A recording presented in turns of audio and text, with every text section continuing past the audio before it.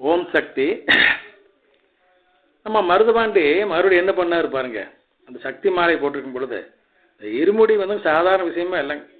இன்னல் தீர்க்கும் இருமுடி, அந்த இன்னல் தீர்ப்பதற்காக, நம்முடைய இன்னல்களை தீர்ப்பதற்காக சக்தி மாலை போட்டுக்கிறோம் இல்லைங்களா. அந்த சக்தி மாலை எவ்வளோ சக்தி வாய்ந்தது. அந்த விரத காலம் வந்து சாதாரண விஷயம் இல்லைங்க. இப்போ பாருங்க என்னென்னவெல்லாம் பண்ணியிருக்காரு, நம்ம செய்து கொடுக்கணும் இவருக்கு. இவங்களுடைய குலதெய்வம் வந்து கருப்பராயன், பாண்டி கருப்பராயன். அதை தவிர வேறு சாமி கும்பிடவும் மாட்டாங்க, வேறு கோயிலுக்கு மாலையெல்லாம் போட்டு போக மாட்டாங்க.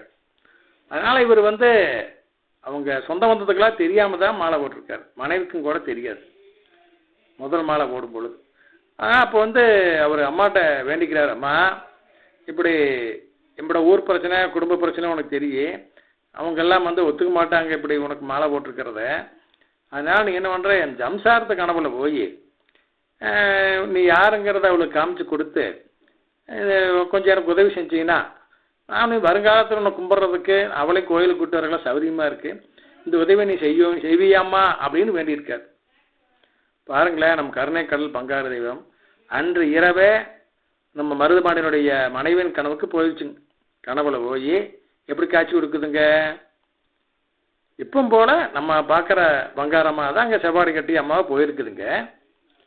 போய் மருதுபாண்டி சம்சாரத்தை பார்த்து அவங்களுக்கு எப்படி காட்சி கிடைக்குதுன்னா, ஒரு அம்மன் கோவில், அம்மனுடைய சிலை இருக்குது, அது பக்கத்தால் நம்ம அம்மா இருக்கிறாங்க. அம்மா இருந்துக்கிட்டு என்ன சொல்கிறாங்க, வா மகளே, இந்த சிலையில் இருக்கும் அம்மா உன்னோடு பேச வேண்டும் என்று விரும்புகிறது, நான் பேச சொன்னால் அது உன்னோடு பேசும், அது பேசுவதை அம்மா பேசுவதை நீ கேட்க விரும்புகிறாயா அப்படின்னு கேட்குறாங்க. உடனே இந்த பொண்ணுமே ஆமாங்கம்மா நான் கேட்க விரும்புகிறேன், பேச வைங்க அப்படிங்கிறாங்க. உடனே நான் பங்காரம்மா இந்த அம்மாவினுடைய விக்கிரகத்தை தொடுறாங்க. ஒரு செகண்டு அந்த விக்கிரகம் பேச ஆரம்பிச்சிருச்சு. கண் திறந்து பார்க்குது, பார்த்துட்டு மருதுபாண்டி சம்சாரத்தை பார்த்து பேசுது, மகளே நீ மாலை சூடிய நேரம் சரியில்லை, கல்யாணம் பண்ணிய நேரம் அது நல்ல நேரம் இல்லை, அதனால் உனக்கு அந்த பிரச்சனையெல்லாம் வந்தது, அதை நான் தீர்த்து வைக்கிறேன் இப்பொழுதுன்னு சொல்லி தன் கையிலிருந்து பூக்களை அந்த மருதுபாண்டி சம்சாரத்து மேலே விழுகிற மாதிரி பண்ணாங்களா, பூச்சி மாதிரிங்க. அந்த அப்படி அருளை கொடுத்து அந்த பாவங்கள் எல்லாம் போக்கியிருக்கிறாங்க. அடுத்து உனக்கு என்ன வேண்டும் மகளே அப்படின்னு அம்மா கேட்டிருக்கிறாங்க. உனக்கு என்ன குழந்தை வேண்டும் அப்படின்னு கேட்டிருக்கிறாங்க. இது மனசுக்குள்ள முதல்ல இருந்தே ஆண் குழந்தை வேணும்னு நினச்சிக்கிட்டு இருக்குது, கணவர்கிட்டையும் சொல்லியிருக்குது.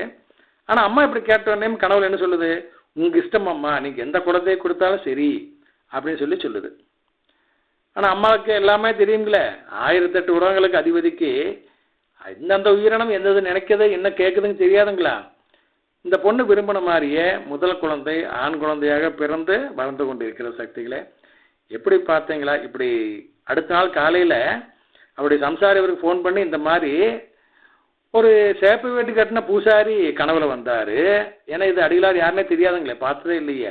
அது ஒரு அம்மன் கோயிலாக இருந்தது, அங்கே அம்மனுடைய விக்கிரகம் இருந்தது, அது இந்த மாதிரி தான் நடந்தது அப்படின்னு எல்லாம் விளக்கமாக சொல்லியிருக்குது.